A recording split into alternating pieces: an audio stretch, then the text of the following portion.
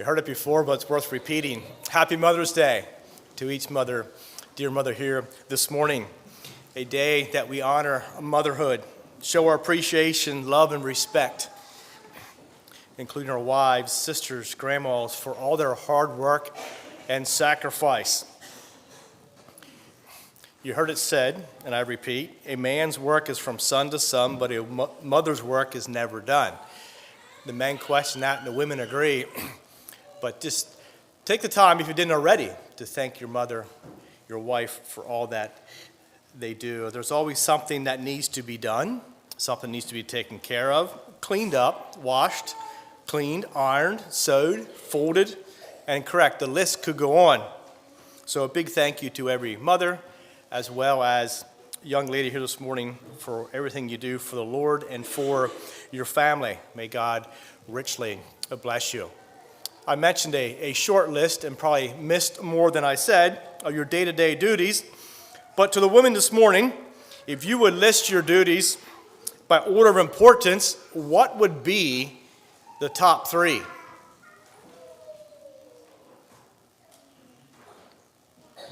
I'm not hinting that some of your responsibilities are not important, but just wondering what you would say are your top three.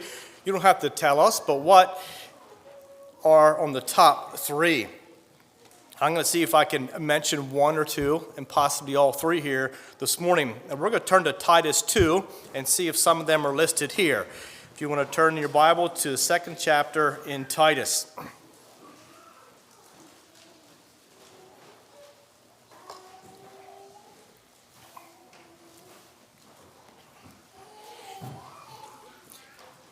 The topic, the listing for this chapter in my Bible is proper conduct is defined for various groups in the church.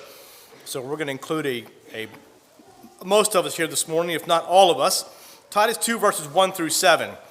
But speak thou the things which become sound doctrine, that the aged men be sober, grave, temperate, sound in faith, in charity, and patient. The aged women likewise, that they be in behavior as becometh holiness, not false accusers, not given to much wine, teachers of good things, that they may teach to young women to be sober, to love their husbands, to love their children, to be discreet, chaste, keepers at home, good, obedient to their husbands, that the word of God be not blasphemed. Young men likewise exhort to be sober-minded. Verse 7, in all things showing thyself a pattern of good works, in doctrine showing uncorruptness, gravity, and sincerity. I know it ends with a comma, but we're going to stop there. The 3 points for the message this morning. We think of mothers, as well as I mentioned, all of us, teachers of holiness, teachers of good things, and teaching by a pattern. And the title points to the main theme for the message this morning, found in verse 1. The title is Teaching Sound Doctrine. And I think the top priority I'd like to stress this morning is that all women are teaching the younger generation sound doctrine that is found in the Word of God.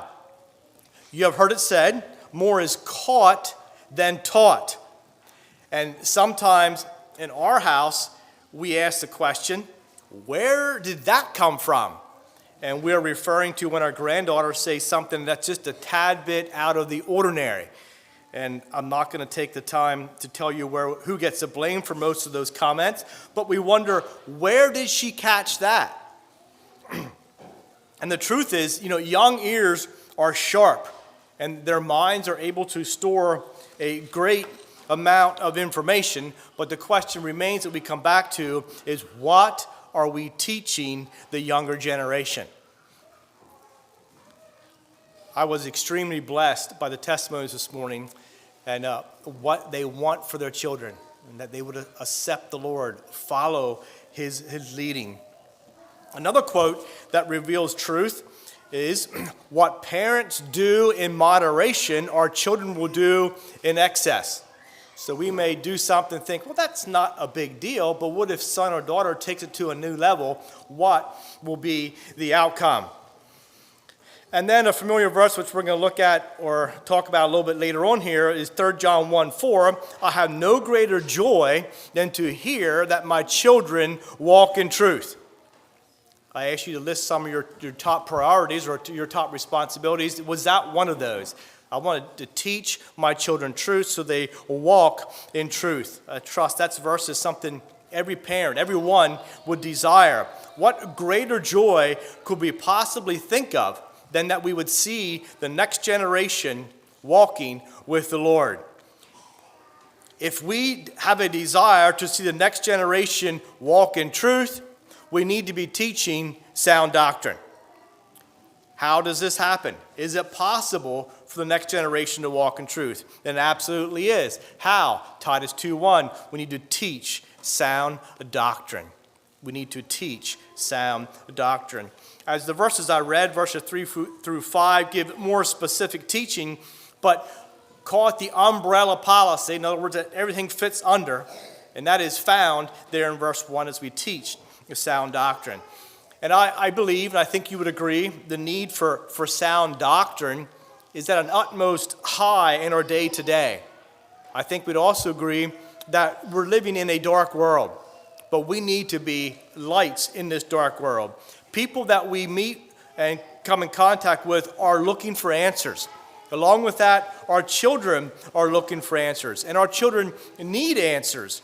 And the sad truth is they will find answers somewhere, but before they do that, may we be diligent in teaching them sound doctrine so they will learn the truth. So while the focus today is on Mother's Day, and we want to focus on mothers, I want this message to be for each one. You know, the verses that I read, they include everyone. Each one this morning should be teaching sound doctrine. So if you're a young man here this morning or a lady without a child, don't write me off and sleep. Just this is for each one of us.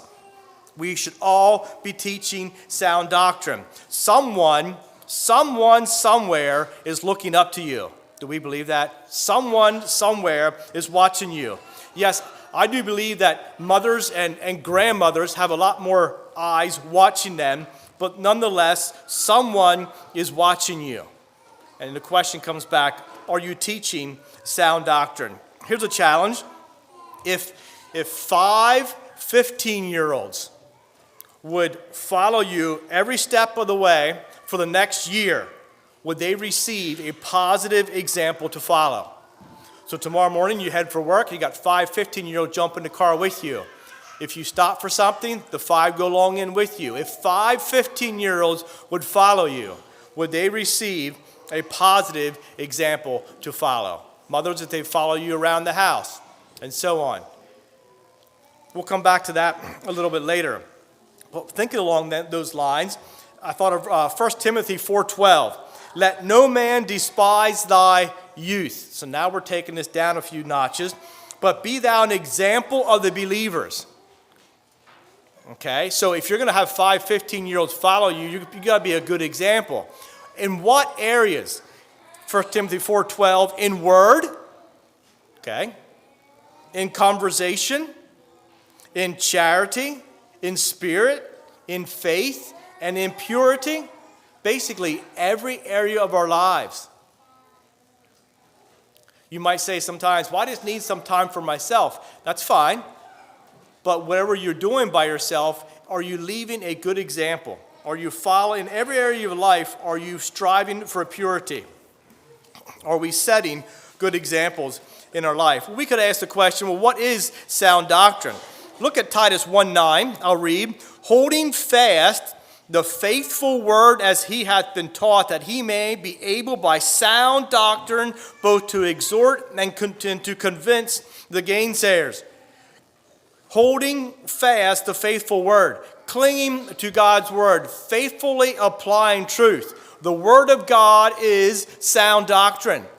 If we're going to teach sound doctrine, we need to know what sound doctrine is, and that is the gospel message. And then the next phrase in that verse is so beautiful. As he has been taught. This morning we're looking at teaching sound doctrine. Was someone here in this verse passed on the faith? Someone was willing to lead by example. Someone was a good role model. For you cannot hold fast an object that you cannot see, and neither can you teach doctrine that's foreign to you.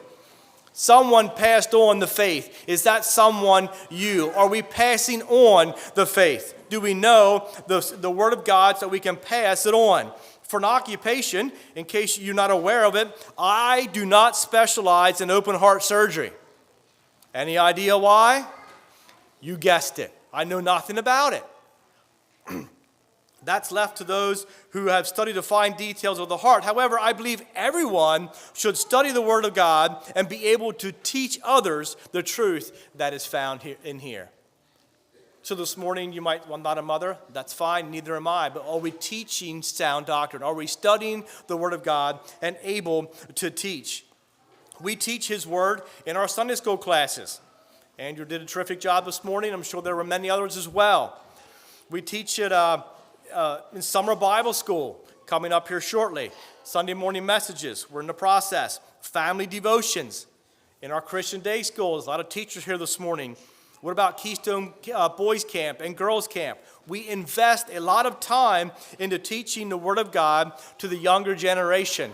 And we could ask the question, why? And the answer is so simple. So they are well equipped and able to pass on the truth to who? To the coming generations. And that continues, and the cycle goes on, generation after generation. If we have a desire to see the next generation walk in truth, we need to be teaching sound doctrine. Point number 1 is teachers of holiness. Teachers of holiness. In verses 2 and 3, yes, the fact is there. Paul was referring to the older generation. He calls it the aged men and the aged women. And although we are experts in referring to people as old when they reach a certain age, back up. The truth is that age is only a number. And if you're here this morning and you're 16, well, guess what? You're 2 years older than the 14-year-old on the bench beside you. I say that to say I think this is for each one. We're all included here. The women in verse 3, your behavior, your character, or your lifestyle is one that's required to promote holiness. Now, you quickly think back over the past week of what was said and done, and you say, well, was I promoting holiness? The women in verse 3, that your behavior is one that becometh holiness. Are you teaching holiness by your lifestyle? If more is caught than taught, are you teaching holy living? You're called to a standard of holiness. Your lifestyle it needs to be reverent, defined as dignified and worthy of honor, set apart in purity and behavior and thought. I don't think these verses are raising the bar. I think this is where we are at. But women, are we living and moving about in a spirit of holiness as we focus on sacred things? You are a teacher. We are all teachers. Maybe not in Christian day schools, but we're all teachers. Will the next generation listen intently to you if your character is not one that is worthy of honor? A quote from Harold Martin, I quote, "No one in the congregation can be quite as influential as a godly older woman." That's profound. No one can be quite as influential as a godly older woman. And it comes back to what we said earlier, that somebody is watching you. Those 5 15-year-olds, if they would follow you step by step, day after day, what would happen when they are 25 and so on? Are we leaving good examples? We remember Timothy. He learned the scriptures from who? His mother and his grandmother. They both saw the value of passing on sound doctrine, being teachers of holiness. Myerstown right here is blessed.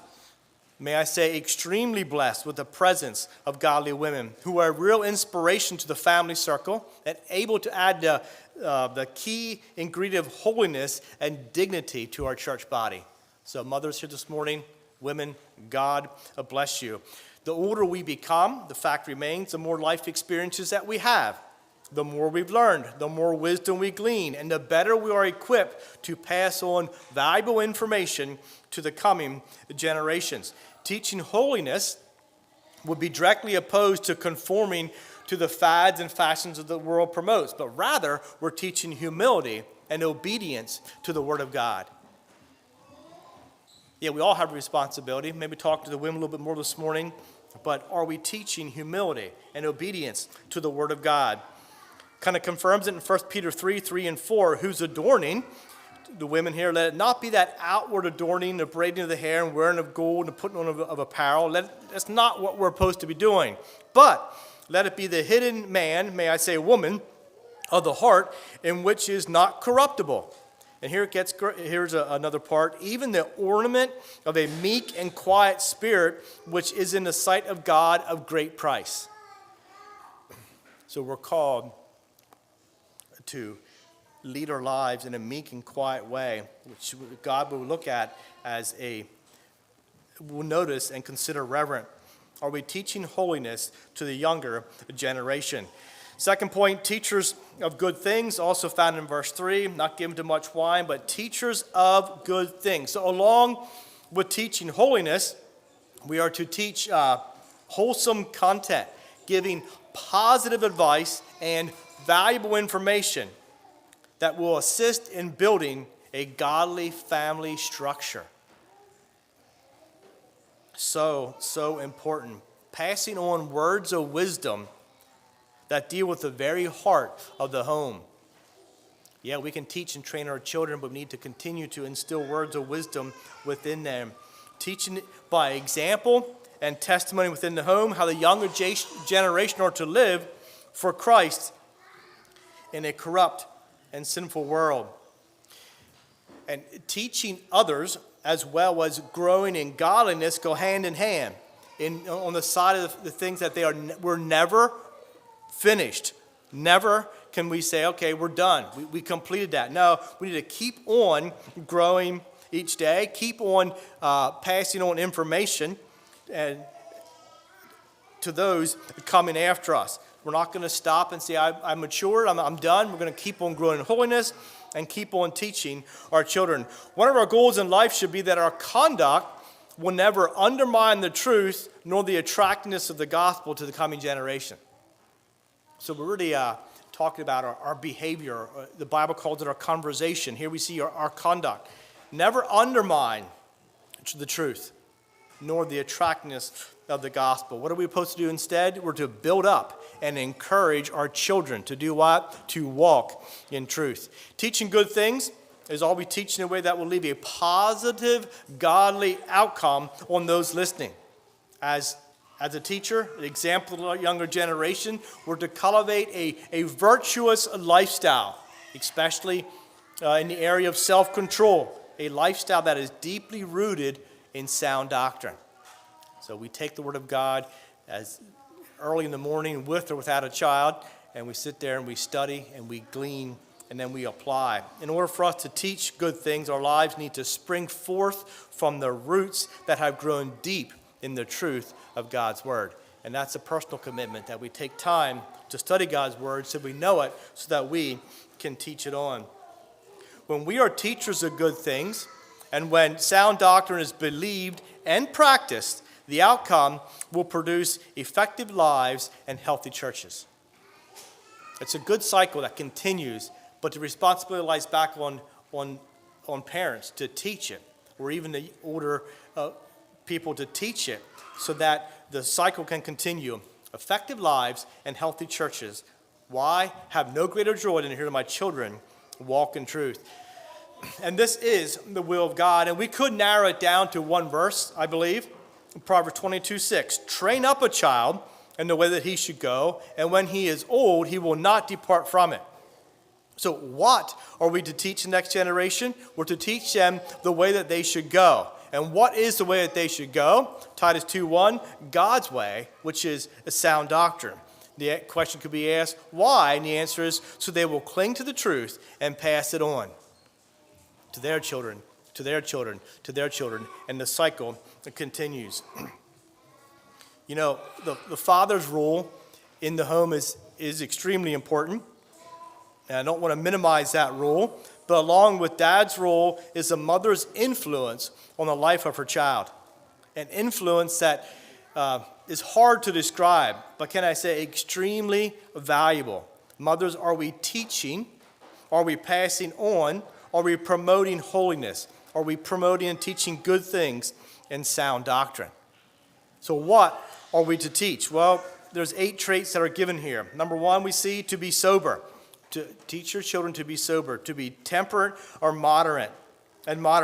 Sober-mindedness means living with a single-minded focus, which would be living with eternity in view. So yeah, we have a lot of duties, as I mentioned earlier, and you have those 3 listed, but are we teaching? Is that one of our top priorities, to be teaching with eternity in view? Are we driven by the hope of eternity? Are we carefully directing our children, the younger generation, to live with heaven as our final goal? Are we teaching our families to lay up treasures in heaven? Are we instructing them not to get tangled up with the things of this world? Are we teaching with a single-minded focus in light of eternity?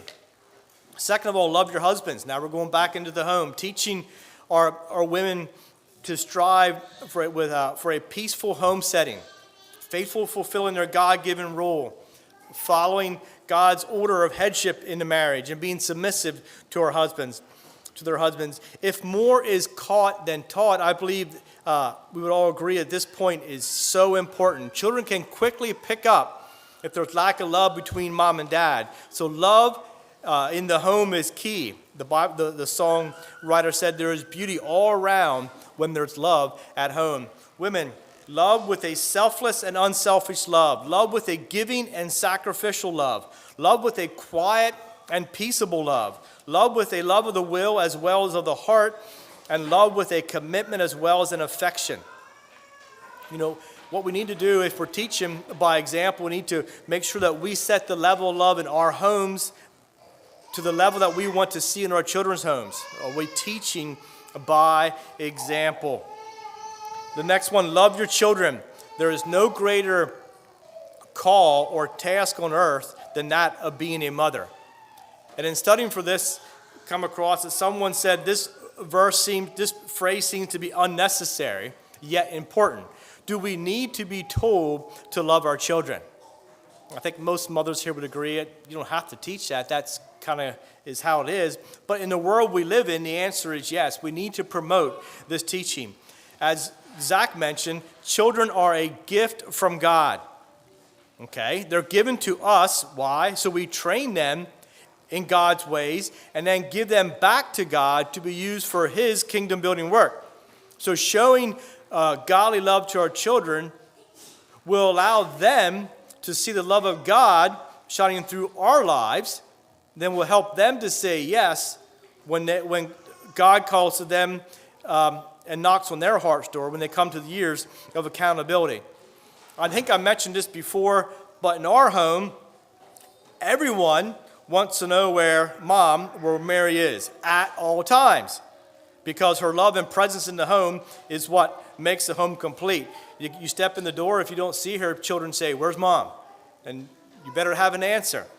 And that's a good design. When we love our children, they sense that love, right? And they are drawn into that love. And through that, they will be led directly into the love of God, where they will be complete. Is there love in the home? Do we love our children? Be discreet, self-controlled, sober, temperate. Be careful what you say and how you say things. Be chaste, to be pure in thought and action, carefully guarding your moral purity. Keepers at home. The highest goal or top priorities for every mother is to make their home a place where order and godliness are clearly seen. Order and godliness, are they evident in your home? You know, it's a high calling to be a keeper at home for the Lord, fulfilling your role. Next we see be good. This word here feels elementary, but it means women are to be kind-hearted. Along with that, it's the attitude that is gracious, hospitable, and understanding. It includes being gentle, considerate, and sympathetic. Then we see being obedient to your husbands. This thought ties well in with loving your husbands, as we saw earlier. Are we carefully following the guidelines God set for us in his word? You know, love and obedience need to flow hand in hand from both the husband and the wife in order to please the Lord. Are we doing our part? And then to drive the point home, Paul tells us that if we ignore these commands, what happens? The word of God will be blasphemed. So within the home, we have our children carefully watching us, and we need to be careful that we don't set a bad or a wrong example. But also, the people in our communities are watching us. And although many have made a decision not to live like we do, they know how we are to live our lives. So, and the question is asked, are we blaspheming the word of God by being a good example to all we meet? Or do they look on and they know if you're doing right or wrong? Are we being a good example even to those who have decided not to follow the word of the Lord? If we have a desire to see the next generation walk in truth, we need to be teaching a sound doctrine. The third point is teaching by pattern. Verse 7, in all things showing thyself a pattern of good works.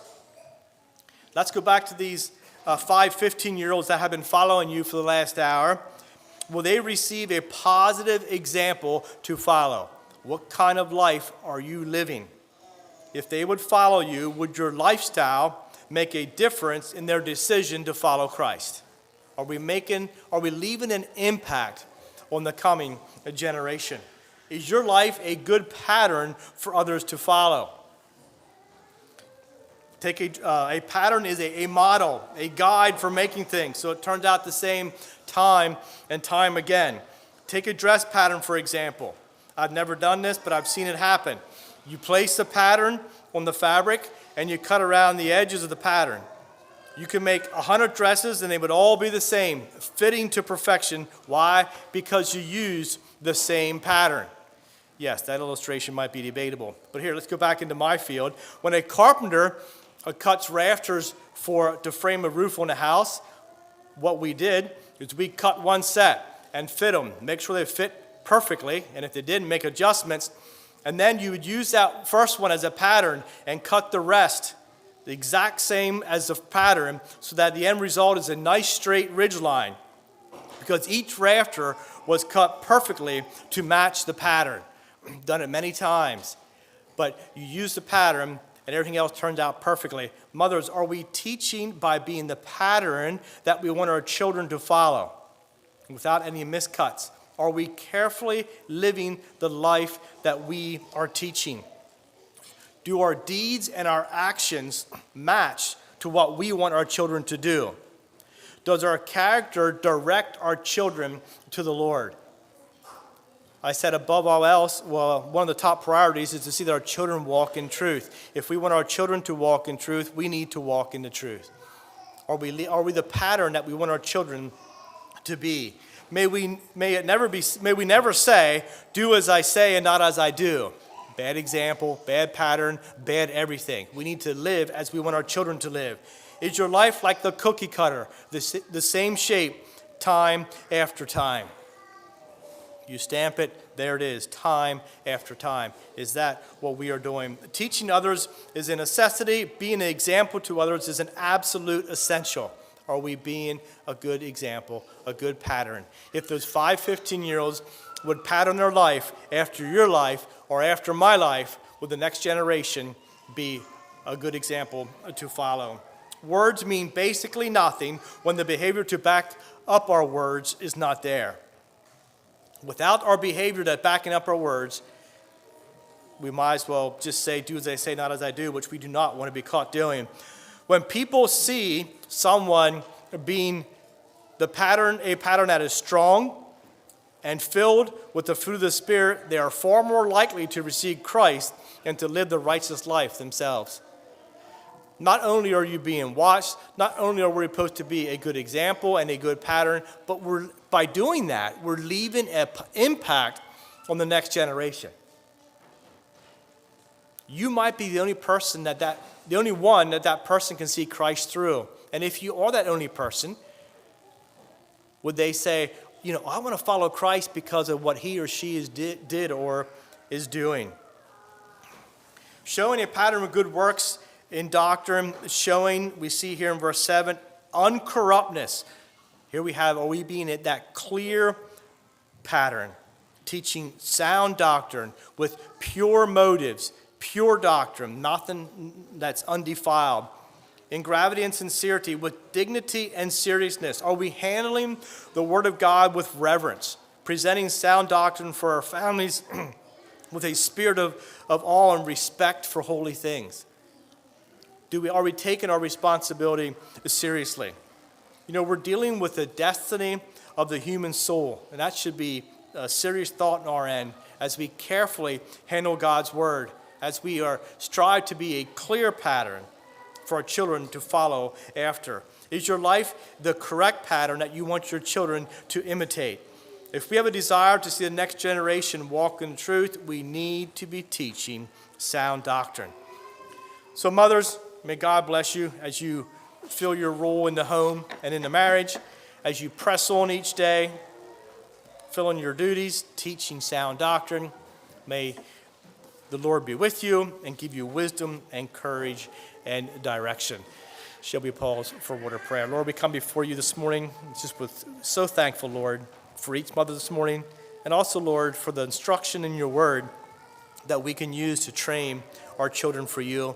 And I pray, Lord, that each one here this morning has that desire to see that our children walk in truth. No greater joy than our children walk in truth. So, Lord, we look to you for wisdom and direction, but help us, Lord, to be that pattern that you want us to be so that we can pass that on to those coming after us.